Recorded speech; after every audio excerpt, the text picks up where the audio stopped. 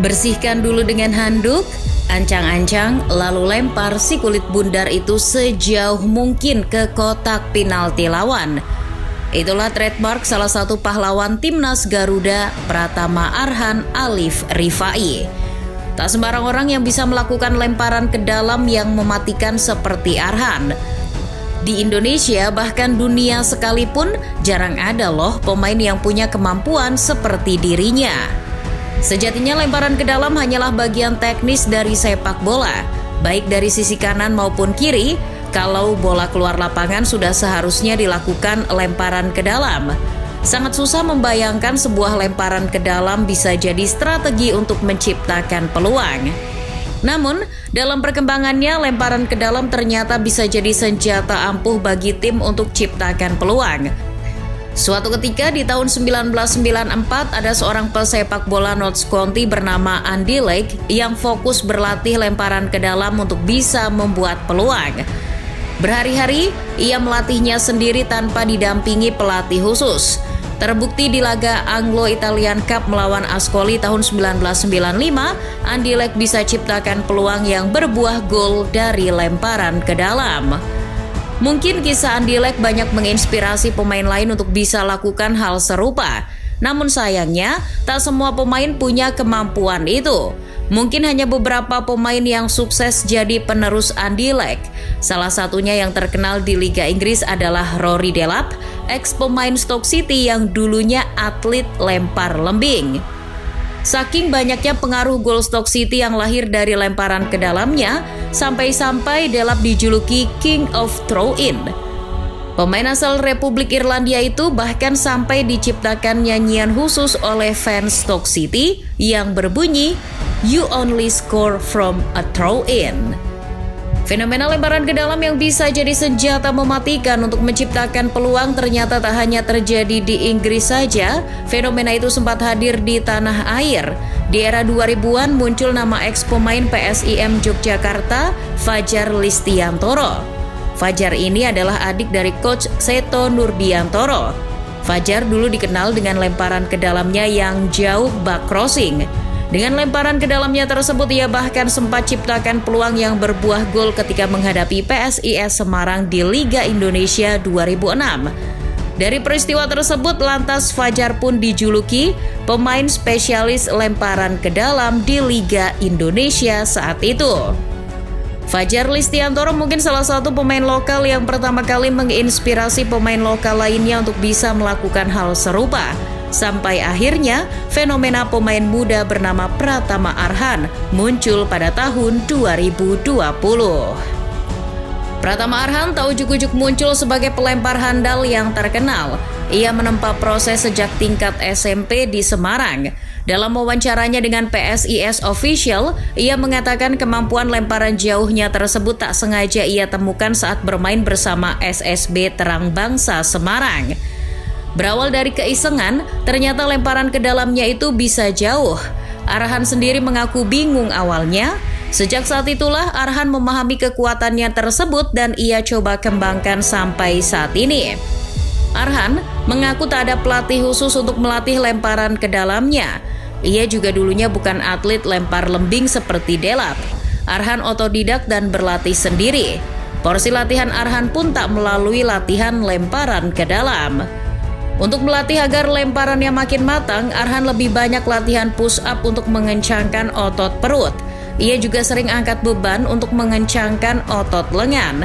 Tak lupa, ia juga latihan ringan untuk menguatkan otot kakinya.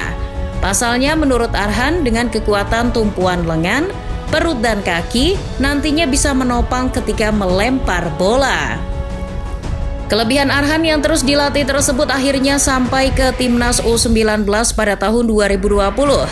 Ya, setelah lulus dari SSB Terang Bangsa Semarang, ia mencoba peruntungan untuk masuk seleksi Timnas dan akhirnya lolos. Kelolosan Arhan ke Timnas Garuda tersebut akhirnya membuat dirinya diboyong skuad Timnas U19 pemusatan latihan di Kroasia. Saat itu, Arhan tampil ketika melawan Qatar. Di menit 60-an, Arhan mengambil lemparan ke dalam dan mampu diselesaikan oleh rekannya Sadam Ghaffar jadi gol. Qatar U19 adalah tim luar negeri pertama yang jadi korban lemparan ke dalam Arhan. Mengetahui Arhan punya lemparan ke dalam yang mematikan ketika masuk timnas senior Indonesia asuhan Sinteyong di Piala AFF 2020, lemparan ke dalam jauhnya menjadi strategi tersendiri yang dipakai timnas Garuda. Di ajang tersebut Arhan tak hanya piawai menjadi bek kiri dengan crossing maupun umpan akuratnya, namun lemparan ke dalamnya juga beberapa kali dipakai untuk mengancam pertahanan lawan. Performanya di Piala AFF 2020 pun menyedot atensi penonton tanah air. Namanya makin menjulang tinggi. Ia bahkan dinobatkan sebagai pemain muda terbaik di ajang tersebut. Timnas Indonesia juga diantarkannya menjadi runner-up. Berkat lemparan mematikan Arhan yang makin matang, tak heran jika strategi lemparan tersebut memakan banyak korban. Seperti misal di Piala AFF 2022 ketika melawan Filipina, lemparan Arhan sukses membuahkan gol yang dicetak si anak titipan Dendi Sulistiawan. Begitu juga di Piala FIFA Matchday melawan Curaçao pada September 2022. Lemparannya berhasil dikonversi menjadi gol oleh Fahrudin Arianto. Lalu, juga di laga SEA Games 2023 lalu, gol dari Komang Teguh ketika melawan Vietnam juga berasal dari lemparan Arhan. Begitu pula satu-satunya gol melawan Jepang di Piala Asia 2023 yang tercipta dari kaki Sandy Walsh. Ya, gol tersebut lahir dari proses lemparan ke dalam Arhan. Padahal sebelum laga, lemparan ke dalam Arhan sempat disepelekan kiper Jepang, Zion Suzuki. Menurut kiper yang mirip Onana tersebut, mudah saja menangkap bola lemparan ke dalam Arhan. Bukan hanya Suzuki saja yang sudah merasakan betapa tidak enaknya menerima bola lewat skema unik ala Arhan ini, kiper sekelas juara dunia Emiliano Martinez juga mengakui bahwa lemparan Arhan tersebut membahayakan dan sulit mengantisipasinya. Hampir saja kiper Aston Villa itu jadi korban lemparan Arhan di laga FIFA Matchday Indonesia versus Argentina. Maka dari itu, pujian serta apresiasi pun hingga kini tak henti-hentinya mengalir deras kepada suami Aziza Salsa ini. Yang terbaru, pemain Jepang yang juga mantan Liverpool, Takumi Minamino kagum pada lemparan jauhnya. Ya, kemampuan yang berawal dari keisengan itu akhirnya bisa menjadi keunikan bagi Pratama Arhan.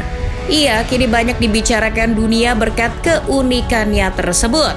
Bahkan dengan keunikannya tersebut, ia bisa membuat lawan sehebat apapun takut padanya dan harus cari cara untuk mengatasinya. Arhan telah menjadi cerita tersendiri bagi sepak bola Indonesia. Ia juga sekaligus jadi trademark bagi timnas Indonesia baik di masa sekarang maupun masa depan. Tanpa disadari, berkat lemparan Arhan, nama timnas Indonesia harum di mata dunia.